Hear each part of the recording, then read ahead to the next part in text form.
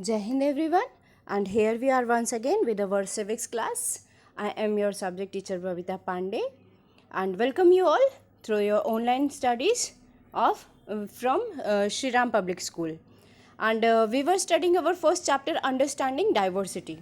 So what is diversity basically हमने ये अपनी प्रीवियस क्लासेस में पढ़ा था. डाइवर्सिटी का मतलब क्या होता है? डाइवर्सिटी का मतलब होता है डिफरेंसेस या क्या वेरिएंसेस हैं, क्या वैरायटी है हमारे और किसी और के बीच में, या कोई भी जोग्राफिकल कंडीशन के बीच में, या हमारे कल्चर के बीच में. इसके लिए एग्जाम्पल दिया हुआ था यहाँ पर. समीर 1 और समीर 2 की एक स्टोरी दी हुई थी, जिसमें समीर 1 जो था वो मतलब उसमें से एक जो समीर बॉय था वो हिंदू था, जबकि दूसरा जो था वो मुस्लिम था. और इसके साथ ही एक जो कि था रिच था, दूसरा पुअर था. एक के पास स्कूल जाने के लिए बाइसिकल थी और वो स्कूल जाता था, पढ़ता था, जबकि दूसरा जो था वो पुअर था, इसलिए उसको क्या करना पड़ता था, अपने घर के खर्च चलाने के लिए, मीन्स अपने पेरेंट्स की हेल्प करने के लिए उसे न्यूज़पेपर सेलिंग का काम करना पड़ता था रोड साइड पर. ठीक, तो all this we studied in our previous classes. Now, in our last class, I discussed about diversity in India. As you may see here, India is a country of many diversities. We speak different languages, have various type of food, celebrate different festival, practice different religion, and but actually if you think about it, we do many things that are similar except that we do them in different way. यानी हमारा culture अलग है. हम में से कई लोगों का हमारे देश में जो है कई लोगों के अलग अलग कल्चर हैं, हमारे धर्म अलग हैं, हम जो फेस्टिवल मनाते हैं वो भी अलग अलग हो सकते हैं. ठीक है, खाना खाने का तरीका, जैसे मुस्लिम लोग सेवई बनाते हैं ईद में, वो उनका स्वीट डिश होता है, जबकि हम लोग खीर बनाते हैं या हलवा बनाते हैं. तो व्हाट इज़ दिस, ये सब क्या है, अलग अलग तरीके हैं आपके. कैसे, ताकि हम जो है किस तरह से डाइवर्सिटी प्रेजेंट करते हैं, अपने कंट्री में रहते हैं किस तरह से. ठीक है, लेकिन अगर हम देखें तो ये सारी चीज़ें एक तरह से सेम भी हैं, डिफरेंट अलग होते हुए भी सेम भी हैं. कैसे कि खुशी फेस्टिवल होता है तो सेलिब्रेट हम भी करते हैं, मीठा हम भी बनाते हैं, स्वीट डिश कोई हम भी बनाते हैं, और सेम मैनर में कोई भी दूसरा रिलीजन हो, चाहे क्रिश्चियन लोग केक बनाकर करें, चाहे मुस्लिम लोग सेवई बनाकर करें, चाहे सिख लोग जो है वो उसको कड़ा प्रसाद के तौर पर बनाएं, लेकिन everyone wants to celebrate their happiness with sweets and sweet dishes. तो ये क्या है, हमारी सिमिलैरिटी है. ठीक है, नेक्स्ट आपको ये मैंने होमवर्क में दिया था, दिस वन. और इसमें क्या था, अलग अलग तरीके देखने थे हमें. प्रेयर करने के अलग अलग तरीके क्या क्या हो सकते हैं. देखिए, list at least 3 different ways in which people in India do the following. One of the possible answer has been provided for you already. Now first one was different ways in which people pray through singing a hymn. Now अगले वाले में through chanting mantra and through pronouncing the what you say namaz. And different ways, या फिर यहाँ पर third में आप लिख सकते हो थ्रो सिंगिंग द गुरबानी. ये सब क्या है, आपके अलग अलग वेज हैं किस तरह से आप प्रेयर कर रहे हो. Different ways in which people get married, अलग अलग तरीके कैसे हैं. पहला यहाँ पर आपको दिया हुआ है रजिस्टर इन द कोर्ट. इसके अलावा क्या क्या हो सकता है, यहाँ पर हो सकता है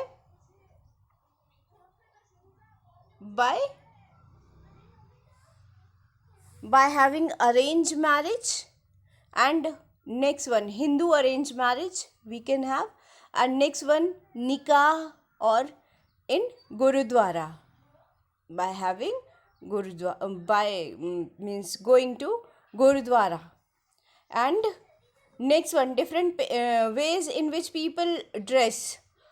तो अलग अलग तरीक़ों में किस तरह से पीपल ड्रेसअप होते हैं, इसका एग्जांपल दिया हुआ है Manipur, women wear phanek. Now in JNK people wear firan.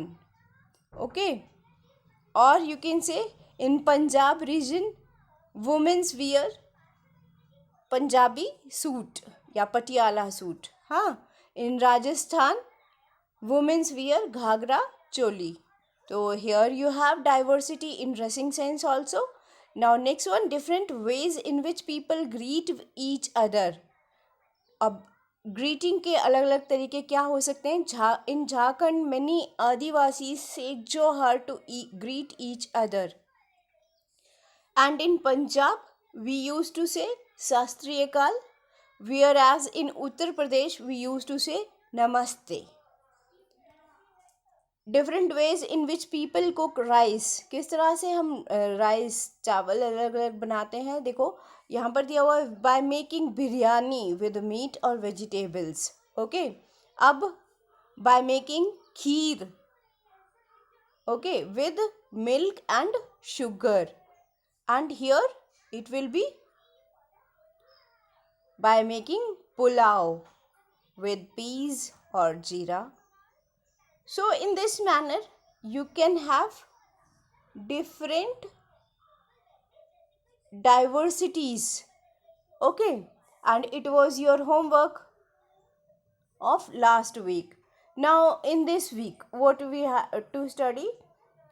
See, here you have been given a different example of another example of diversity. Geographical diversity का एक एग्जाम्पल दिया हुआ है कि सिर्फ हम लोगों में ही डाइवर्सिटी नहीं होती है, लैंड फॉर्म्स में भी डाइवर्सिटी होती है. आप लोगों ने जोग्राफी में अर्लियर क्लासेस में SST में पढ़ा होगा what are the different kind of land forms. तो उसमें आप लोग बोलते हैं कि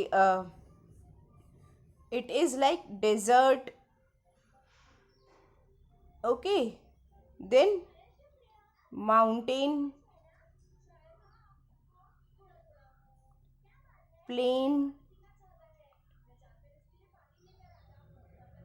plateau. Likewise you have different kind of land forms. ऐसा तो नहीं है कि पूरी धरती जो हमारा पूरा अर्थ है वो एक ही तरह से है, बिल्कुल सपाट है तो सारे में सपाट ही है, या पहाड़ हैं तो सब जगह पहाड़ ही हैं, ऐसा तो नहीं है. हमारे different kind of land forms exist करती हैं हमारे प्लैनेट अर्थ के ऊपर. ठीक है, तो इस तरह से. लेकिन क्या हमारे देश में भी अलग अलग लैंड फॉर्म्स हैं? So answer will be yes. हाँ, हमारे देश में भी अलग अलग लैंड फॉर्म्स हैं. और इसका एग्जाम्पल यहाँ पर आपको दिया हुआ है, ये diversity in forms of land. Like एक हो गया आपका Ladakh region. Ladakh region where you can सी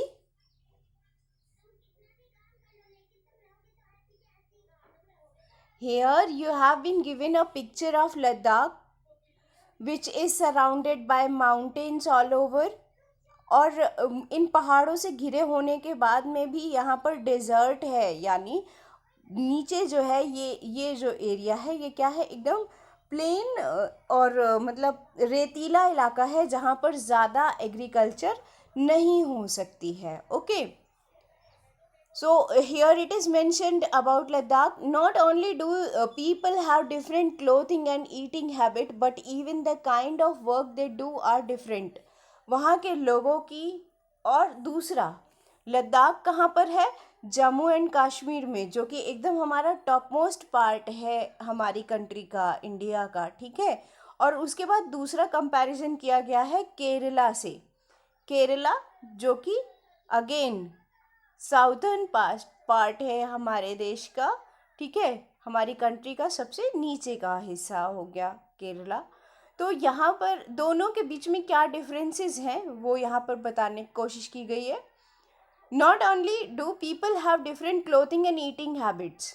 सिर्फ यहाँ के लोगों के रहने और खाने के तरीके ही अलग नहीं हैं, लेकिन यहाँ पर जो काम किए जाते हैं, लोगों के थ्रू जो काम किए जाते हैं, जिस तरह से वो पैसा कमाते हैं, वो काम करने के तरीके भी अलग हैं। ठीक है, और कैसे अलग है वो हम देखते हैं यहाँ पर।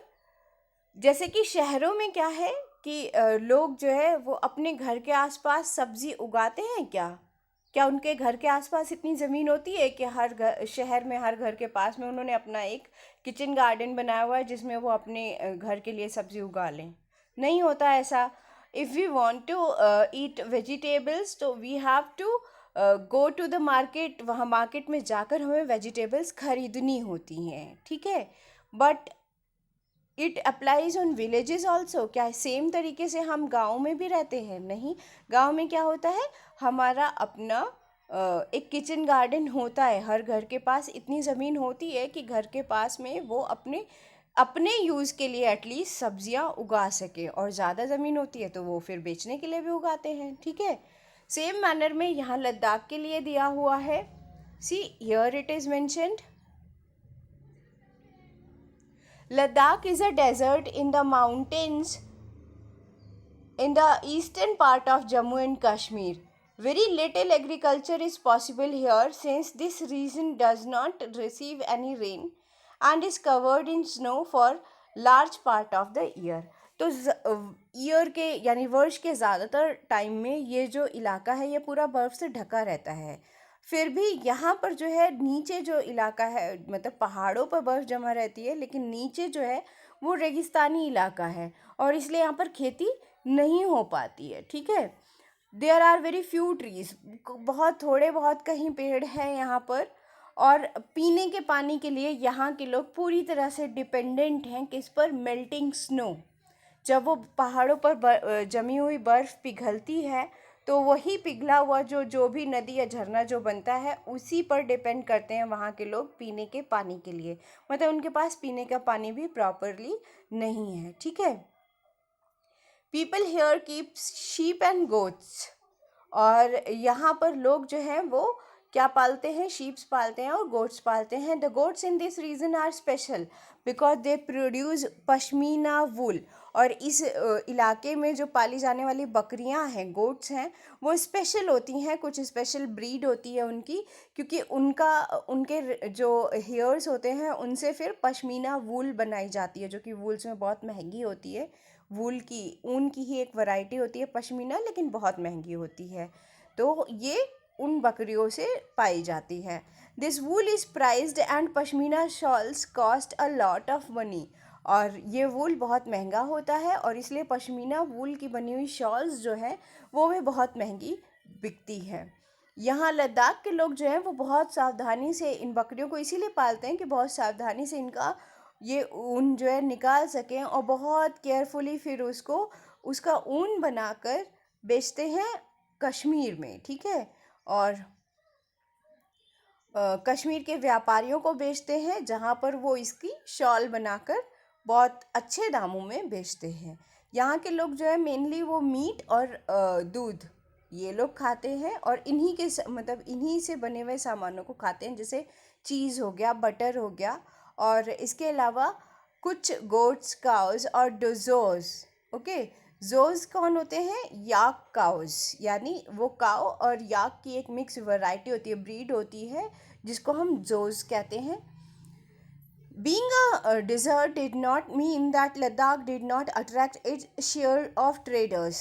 और क्योंकि ये रेगिस्तान है तो इसका मतलब ये नहीं है कि यहाँ पर लोग घूमने नहीं आते, बहुत अच्छा टूरिस्ट प्लेस भी है ये, यहाँ पर लोग जो है वो घूमने भी बहुत आते हैं। ठीक, इसके अलावा it was considered a good trade route as it had passed many passes through which caravans traveled to what is today called Tibet. और इसके बहुत सारे रास्ते, इसके मतलब लद्दाख रीजन से, लद्दाख के इलाके से होकर बहुत सारे ऐसे रास्ते हैं जो कि अलग अलग देशों को कनेक्ट करते हैं, आज के जो देश हैं। और पुराने टाइम पर जब ये सब नई बाउंड्रीज और नए देश नहीं बने थे तो तब वो आज जो तिब्बत कंट्री कहलाती है तब वो उस देश तक जाकर, उस इलाके तक जाकर यहाँ से कारवां में लोग और व्यापार किया करते थे। मतलब लद्दाख रीजन से बहुत सारे अलग अलग इलाकों की कनेक्टिविटी है, ठीक है। और यहाँ से लोग जो हैं वो रॉ सिल्क और कारपेट्स वगैरह व्यापारी बना कर ले जाया करते थे बेचने के लिए। Now Buddhism reach Tibet via Ladakh. Buddhism जो था वो तिब्बत तक कैसे पहुंचा? लद्दाख से होकर पहुंचा। मतलब लद्दाख के ही रास्ते से बुद्धिज्म लोग जो थे, बुद्धिज्म जो प्रीचर्स थे, वो लोग तिब्बत गए। Ladakh is called little Tibet. Ladakh को लिटिल तिब्बत कहा जाता है। Islam was introduced in this region more than 400 years ago. और यहाँ पर इस्लाम धर्म जो है वो लगभग 400 साल पहले आया था, और इसलिए यहाँ पर बहुत अच्छी मुस्लिम आबादी भी रहती है, ठीक है। बहुत अच्छा यहाँ का कल्चर है, यहाँ के अपने सॉन्ग्स और पोएम, अपनी लिटरेचर भी है यहाँ पर। और Tibetan national epic of Kesar saga, जो कि वहाँ की एक बहुत फेमस बुक है, उसको भी यहाँ पर लद्दाख की लोकल लैंग्वेज में यहाँ पर कन्वर्ट करके अपनी भाषा में, और ये लोग उसको गाने के तौर पर, मतलब एक म्यूजिकल ड्रामा के तौर पर डिस्प्ले करते हैं, ठीक है। और किन के थ्रू किया जाता है? मुस्लिम्स के थ्रू भी किया जाता है और बुद्धिस्ट के थ्रू भी किया जाता है। तो एक मिक्स कल्चर आ गया जहाँ पर हमारी यूनिटी शो कर रहे हैं, ठीक है। अब आ जाइए केरला। केरला क्या है? State in the south west corner of India. एकदम साउथ वेस्ट कॉर्नर जो इंडिया का है वो रीजन जो है केरला है। और ये एक तरफ तो समुद्र से घिरा हुआ है, जबकि दूसरी तरफ इसके पहाड़ियाँ हैं, हिल्स हैं। A number of species called pepper and cloves and cardamoms are grown. और क्योंकि इसके बहुत अच्छा मतलब फर्टाइल एरिया है भाई, एक तरफ समुद्र है, दूसरी तरफ पहाड़ियों से घिरा हुआ है, तो इस फर्टाइल रीजन में बहुत सारे मसाले, स्पीसीज वगैरह, स्पाइसेस वगैरह बहुत अच्छे से ग्रो किए जाते हैं, उनकी खेती होती है यहाँ पर। और मसालों की ही वजह से बहुत पुराने टाइम से यहाँ पर व्यापारी जो है अट्रैक्ट होते रहे हैं। दूर दूर देशों से जो व्यापारी थे, ट्रेडर्स थे, वो यहाँ आकर अपने मसाले खरीद कर जाते थे, ठीक है। इलायची हो गया, लौंग हो गया, काली मिर्च हो गई, ये सब यहाँ से ही खरीद कर व्यापारी वर्ल्ड की अलग अलग कंट्रीज़ में लेकर जाते थे, ठीक है। बहुत पुराने टाइम में हमारे जो एक बहुत फेमस ट्रैवलर हुए थे इब्न बतूता, वो भी यहाँ केरला के ही रास्ते इंडिया में आए थे, और इसका जिक्र उन्होंने अपनी बुक में भी किया था। और इसके अलावा इंडिया में क्रिश्चियनिटी की शुरुआत भी केरला से ही हुई थी। लगभग 2000 ईयर्स पहले के क्रिश्चियंस जो थे वो पहले केरला में ही आए थे, ठीक है। और इसलिए इस इलाके में क्रिश्चियन लोग और मुस्लिम लोग बहुत ज़्यादा हैं।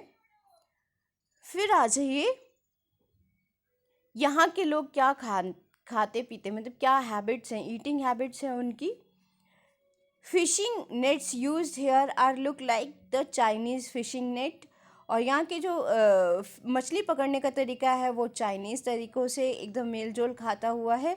और मछलियाँ पकाने का जो बर्तन है जिसको बोलते हैं चीना चट्टी, वो भी एकदम चाइनीज़ बर्तन की तरह से लगता है, ठीक है। फर्टाइल लैंड और क्लाइमेट की वजह से यहाँ पर राइस की खेती बहुत अच्छे से होती है, और यहाँ के लोग ज़्यादातर जो है वो राइस, फिश और वेजिटेबल ये खाना पसंद करते हैं, ठीक है। तो इस तरह से हमने देखा कि हमारे ही कंट्री के दो पार्ट हैं, ठीक। एक नॉर्थ मोस्ट पार्ट है, नॉर्थ ईस्ट रीजन का पार्ट है लद्दाख, जहाँ पर क्या है, बहुत ज़्यादा ठंड होती है और वहाँ पर पानी की भी कमी है। इवन जो बर्फ़ पिघलती है उसी को वो लोग वहाँ पीने के यूज़ में लाते हैं।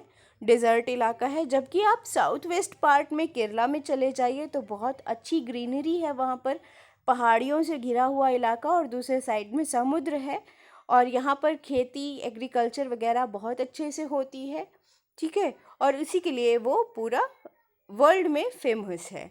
तो इस तरह से हम ये कह सकते हैं कि हमारे देश में बहुत सारी डाइवर्सिटीज़ आपको देखने को मिल सकती हैं। हमारे कल्चर बहुत अलग अलग हैं एक दूसरे से, और अलग अलग रिलीजन, अलग अलग कल्चर, अलग अलग ट्रेडिशन के लोग, हम लोग सब मिलकर इस देश में रहते हैं।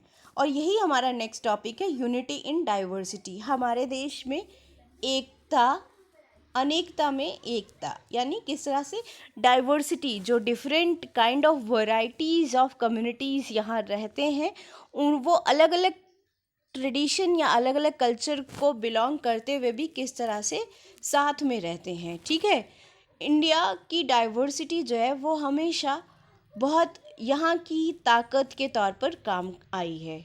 जब ब्रिटिशर्स ने यहाँ पर रूल किया था, जब हम ब्रिटिशर्स के रूल के अंडर यहाँ पर थे, तब यहाँ के वुमेन, यहाँ के जो भी आदमी थे, अलग अलग कल्चर के हों, चाहे अलग अलग धर्म के हों, चाहे उनके अलग ट्रेडिशन हो, चाहे जो भी हो, लेकिन सब ने मिलकर एक साथ स्ट्रगल की थी, सब ने मिलकर एक साथ फ्रीडम स्ट्रगल की, उसमें पार्टिसिपेट किया, और तभी हमारे देश को आज़ादी यानी फ्रीडम मिल पाई थी। So it is all about, although we are diverse, we have diverse culture, we have diverse religion, but still we have one feeling of having the citizenship of same religion. Okay, ये एक song दिया हुआ है आपको, और ये song कौन सा है, जलियांवाला बाग का जब एक मिसैक्रे हुआ था, तो उस जलियांवाला बाग के मिसैक्रे के बाद में ये गाना, चाहे कोई भी कम्युनिटी के लोग हों, उन सब के बीच में बहुत पॉपुलर हुआ था। And here you can read the lines of this song. और इस गाने में सिर्फ यही बताया जाता है कि किस तरह से अलग अलग कम्युनिटीज़ के जो लोग थे, उन पर अंग्रेज़ों ने बिना कोई दया दिखाए या बिना कोई वो किए, सबको एक साथ गोलियों से किस तरह से मार डाला था, किस तरह से ये बहुत भयंकर मैसेक्रे हुआ था। ठीक है, और इसका अपोजिशन भी सभी कम्युनिटी के लोगों ने किया था, जिसके रिज़ल्ट के तौर पर ब्रिटिशर्स को बहुत झटका लगा था कि उन और ज़्यादा जिस फ्रीडम स्ट्रगल को वो दबाना चाहते थे, वो और ज़्यादा स्ट्रॉन्ग मैनर में प्रोटेस्ट लोग जो है उनका करने लगे थे। ठीक है, नेक्स्ट आपका आ जाता है इंडिया का नेशनल एंथम। यहाँ पर देखिए डाइवर्सिटी और यूनिटी का एक अच्छा एग्जाम्पल दिया हुआ है। Indians national anthem was composed by Rabindranath Tagore. It's another expression of the unity of India. कैसे? In what way does the national anthem describe this unity? See, here I am going to end my today's class. यहाँ पर मैं आज की class and करती हूँ, और यही आपका होमवर्क है। नेशनल एंथम जो हमारे देश का राष्ट्रीय गान है, गीत नहीं, राष्ट्रीय गान, which is composed bye Rabindranath Tagore, the great poet of India. ठीक है, और वो किस तरह से उन्होंने हमारे देश की डाइवर्सिटी को इस एंथम में डिस्क्राइब किया है, ये आपको बताना है। अलग अलग लाइनों में बहुत अच्छा डिस्क्रिप्शन इसमें दिया हुआ है। तो आपको क्या करना है, नेशनल एंथम पहले पूरा लिखो, और उसका लाइन बाय लाइन जो है वो आपको मीनिंग निकालना है, और वो मीनिंग जब आप पढ़ोगे तो आपको पता चलेगा किस तरह से विभिन्नता में एकता दिखाई गई है। ठीक है, and that only you have to write down. किन लाइन और किन वर्ड्स के थ्रू ये चीज़ पता चलती है। It is your homework for today. That's all for today's class. Thank you and have a nice day.